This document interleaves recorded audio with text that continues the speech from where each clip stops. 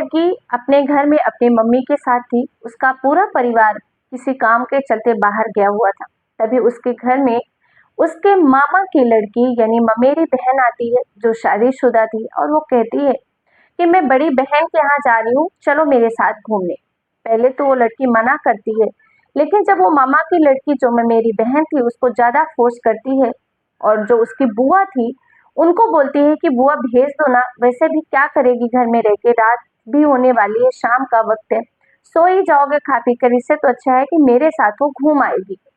और इस तरीके से वो अपनी बुआ को राजी कर लेती है, और साथ में वो अपनी बुआ की लड़की को लेकर निकलती है। लेकिन रास्ते में किसी ने ये नहीं सोचा था कि उसमें मेरी बहन ने कितना खौफनाक प्लान तैयार करके रखा है। वो ना सिर्फ अपनी छोटी बहन को अपने साथ लेकर जाती है, बल्कि उसका खुद का पति उसके साथ पूरी रात बलात्कार भी करता है। वो भी तब जब उसके पिता यानी जिस लड़की का रेप किया गया था उसके मामा उस वक्त वहीं मौजूद थे। उनके सबकी आंखों के सामने उस लड़की का, जिसकी उम्र महज 15 से 16 साल थी, उसका रेप किया गया। एक बार नहीं बल्कि कई बार किया गया पूरी रात। और उसके बाद उस लड़की को उसके घर छोड़ दिया जाता है। और इतना ही नहीं, इतना सब कुछ होने के बाद जब वो लड़की अपनी माँ को ये सब बताती है, तो माँ भी उस लड़की को चुप रहने की ही हिदायत देती है। दोस्तों, आप शायद सुनकर आपको यकीन नहीं होगा कि आज के समय में क्या क्या सुनने और देखने को मिल रहा है। रिश्तों पर से किस तरीके से भरोसा उठ चुका है, किस पे यकीन करें किस पे नहीं करें, आज के समय में समझना बहुत ज्यादा मुश्किल है। तो आइए जानते हैं इस पूरे घटनाक्रम को शुरू से लेकर आखिरी तक।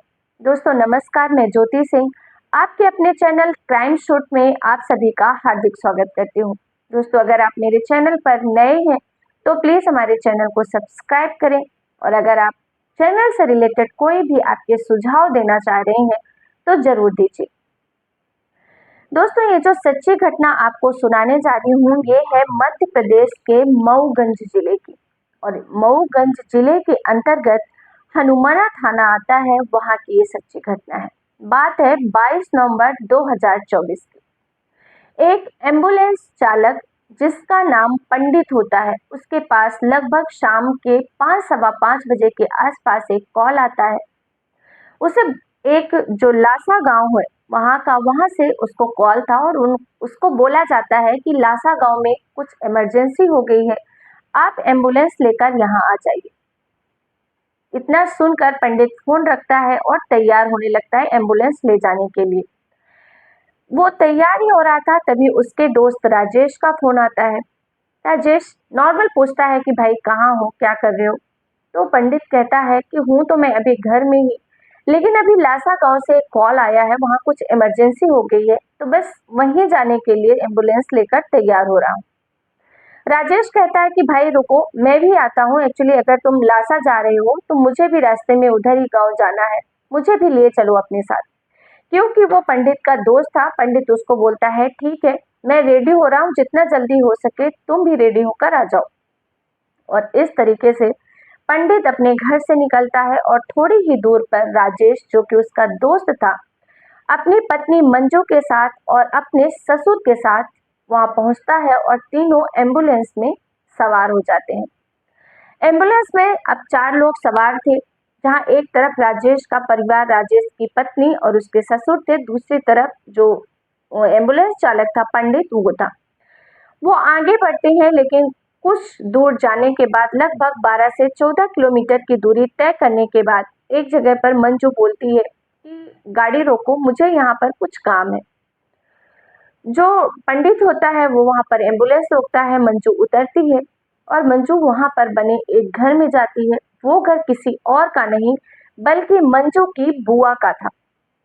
वो अपनी बुआ के घर जाती है, और जाकर उस जब दरवाजा खुलवाती है तो उसकी जो छोटी बहन थी, बुआ की लड़की, वो दरवाजा खोलती है, उससे पूछती है कि घर पे कोई दिख नहीं रहा, कहाँ है सब लोग। तो कहती है कि जीजी वो सब लोग कहीं काम से गए हैं, मम्मी और मैं ही हैं घर पे। वो जाकर बैठती है और कहती है कि मैं तो मेरी बड़ी बहन के यहाँ जा रही हूँ घूमने फिरने के लिए, तुम भी चलो मेरे साथ। वो लड़की कहती नहीं नहीं जीजी, मेरा स्कूल है, मैं अभी नहीं जाऊंगी। लेकिन वो कहती है कि ठीक है ना, कल तो हम वापस ही आ जाएंगे, रात की बात है, रात में तुम क्या करोगी, वैसे भी सो ही जाओगी। क्योंकि 5 सवा 5 बजे उसका कॉल आया था, अब वक्त हो चुका था लगभग 6 से 6:30 बजे का, यानी अंधेरा पूरी तरीके से हो चुका था। उसके बाद वो अपनी बुआ को कहती है कि बुआ ये नाटक करिए, भेज दो ना मेरे साथ, मेरे मैं भी अकेली ही हूँ, घूम आएगी। और तो इस तरीके से बुआ भी कहती है कि बेटा बोल रही है तेरी बहन तो चली जा, सुबह तो आ ही जाएंगे। और इस तरीके से जब वो मंजू बहुत फोर्स करती है तो उसकी बुआ बुआ की लड़की तैयार हो जाती है और वो भी अपनी ममेरी बहन मंजू के साथ चली जाती है।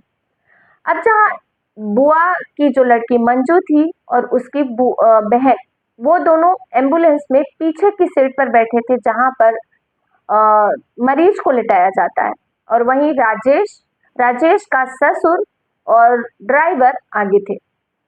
अब गाड़ी थोड़ी दूर चलती है, लगभग 4 से 6 किलोमीटर की दूरी तय करती है, और तभी जो मंजू होती है वो फिर से एम्बुलेंस रोकने के लिए कहती है, बोलती है भैया एम्बुलेंस रोको, मुझे प्यास लगी है।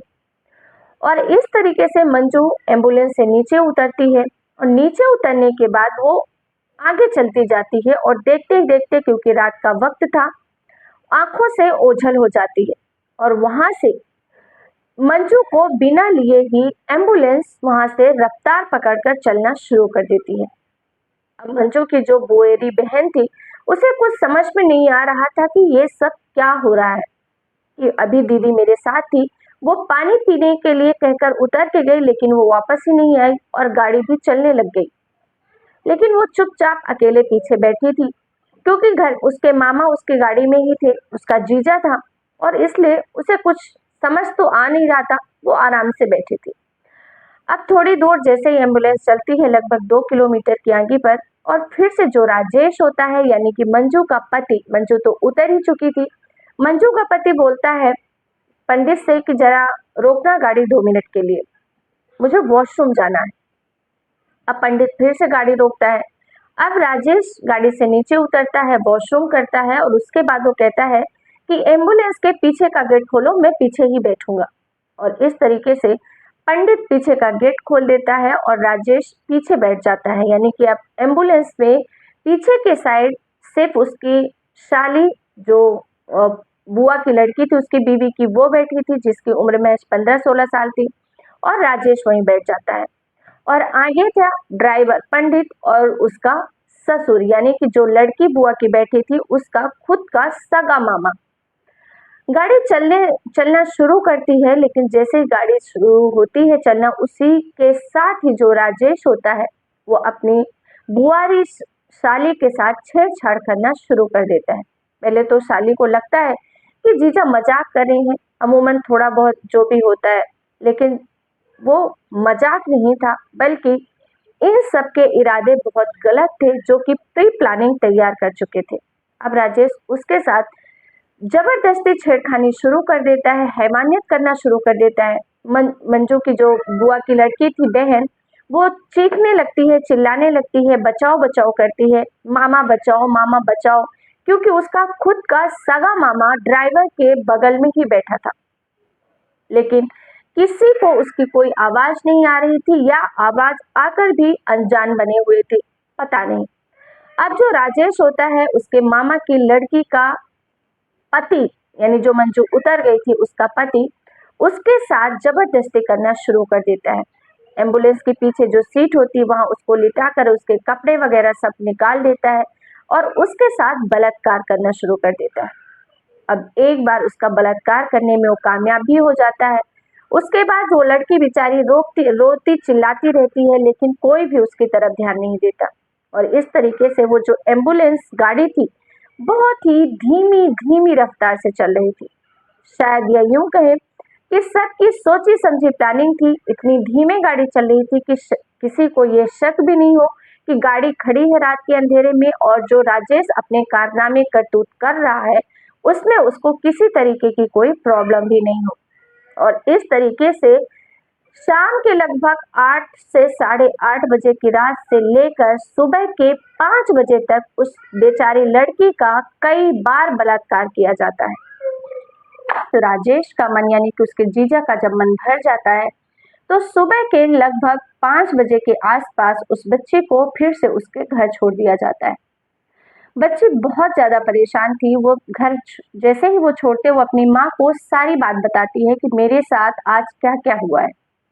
जबकि मामा वहीं मौजूद थे और जीजा ने मेरे साथ इतना सब कुछ किया और जो बहन थी मंजू, वो तो मुझे छोड़कर आधे रास्ते में ही उतर गई क्योंकि इन सब की पहले से ही सोची-समझी प्लानिंग थी। लेकिन माँ यही अपनी बेटी को कहती है कि जो हो गया सो हो गया, उसे तुम भूल जाओ। हमें ना ही कोर्ट अदालत जाना है और ना ही किसी से ये बात तुम कहना, क्योंकि अगर ये बात बाहर आई तो समाज में हमारी बहुत ज़्यादा बदनामी हो जाएगी और कल को जब हम तुम्हारी शादी के लिए रिश्ता देखेंगे, तो अगर किसी ने बता दिया तो शायद तुम्हारा रिश्ता भी नहीं हो पाएगा।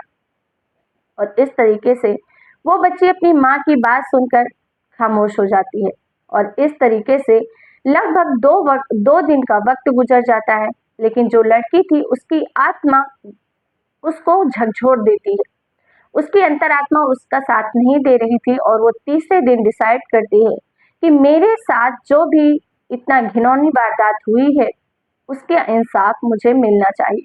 और इस तरीके से वो तीसरे दिन घटना के तीसरे दिन हनुमाना थाने में पहुंचती है और वहां जाकर लिखित में सारी शिकायत दर्ज करती है। सब कुछ सिलसिलेवार तरीके से बताती है कि किस तरीके से उसकी बहन मंजू ने, उसके पति राजेश ने और उसके ममेरे भाई सॉरी उसके मामा ने और जो एम्बुलेंस चालक था पंडित, इन सब ने पहले से सोच समझकर इतने बड़े वारदात को अंजाम दिया।